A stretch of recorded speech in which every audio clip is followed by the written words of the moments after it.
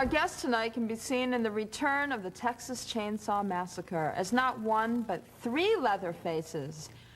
Robert Jacks. Hi, Robbie. Hi, Sandra. Hi, baby. So you play three Leatherfaces? Three. How is that possible? Well, they did it in the first one, actually. It's just the budget was so low at that time that they couldn't really afford to do all the masks. They couldn't afford to show the caricatures and everything, and that's why he kind of wanted to make it 20 years later in the way that he wanted to. You can kind of see the impressions of the two other, the grandmother and the beautiful woman Leatherface in the first movie, but really vague. So and also because of the times. These are distinct. Yeah, they're very distinct. So there must have been some hazards working on this ultra-low budget film, because we've talked about it. Yeah, as a matter of fact, just even thinking about all the stuff that we're doing and we're viewing and stuff, yeah. They really had it easy. It looked really a lot higher budget than like what we had, amazingly enough. I mean, it looks good, but we were operating at such a low budget. It was really, really, really hard, and we did all of our own stunts. And so me and the girls ended up completely bruised, you know, barely able to walk, you know.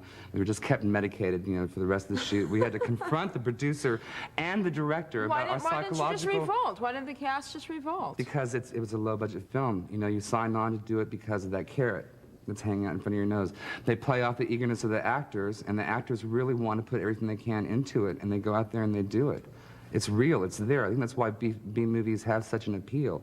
Because it's like it's really happening. There's no acting involved. No. You are being truly tortured. Truly tortured. I mean, Sandra, we would go to like the H-E-B in the morning, you know, to get whatever, that color lipstick again or whatever, you know, me and Renee Zellweger, you met like last month. Right. And people would stare at us in the harsh lighting of that grocery store because she would have like bruises from my hands around her neck. But they were real bruises. All bruised up. Yeah, completely. We just learned how to flow with it so their heads didn't hit the staircase or the side of the freezer or the meat hook, or they didn't drown in the pond. They learned they were really smart. Renee Zellweger and Lisa Newmeyer, who were the girls in the film, knew how to throw their bodies with me as we were doing all this stuff, and they knew how to judge the distance between the chainsaw and their bodies so they wouldn't get nicked by it. Honey, can you hang out with us for a little while so you can see the feature? Oh, yeah, I'd love to. Great.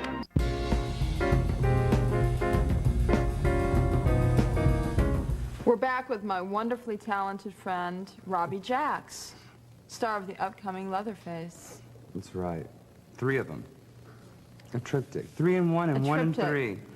A trilogy of terror, minus Karen Black. Now, did you go to see these movies when you were a kid? Were you obsessed with these kind of films? Actually, I saw a lot of them on late-night television because it's the only time they would let them on. So I watched them always, you know, because in the TV guide, they always list horror. Horror, I know, exactly. And that's the main one you rivet on, so you'd stay up and watch those, you know, consecutively.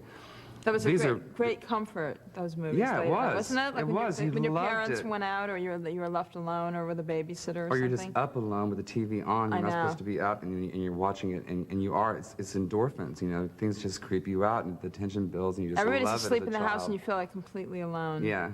And terrified. I think B movies capture that kind of magic from childhood in that kind of a way. They really do. Because they play off your imagination so much, and then it's so campy. Like EGOT has an EGOT dance when the girl's by the pool and dancing like that, you know, and EGOT shows up. You know, it's a boy meets girl story.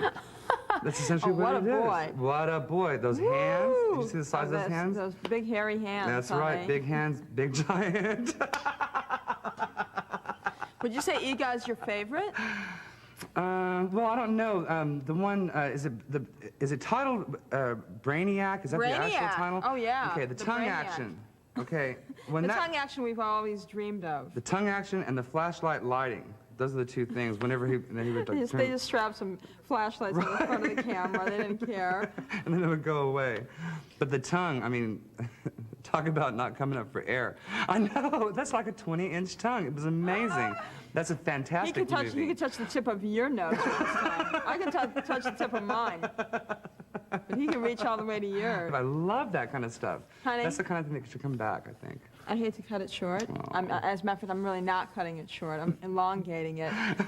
But I'm so glad you came up from Austin. Oh, me too. I'm so glad to be here. I'm thrilled that you were with me tonight. Thanks, Sandra. Love you. Love you too. Yes, we do.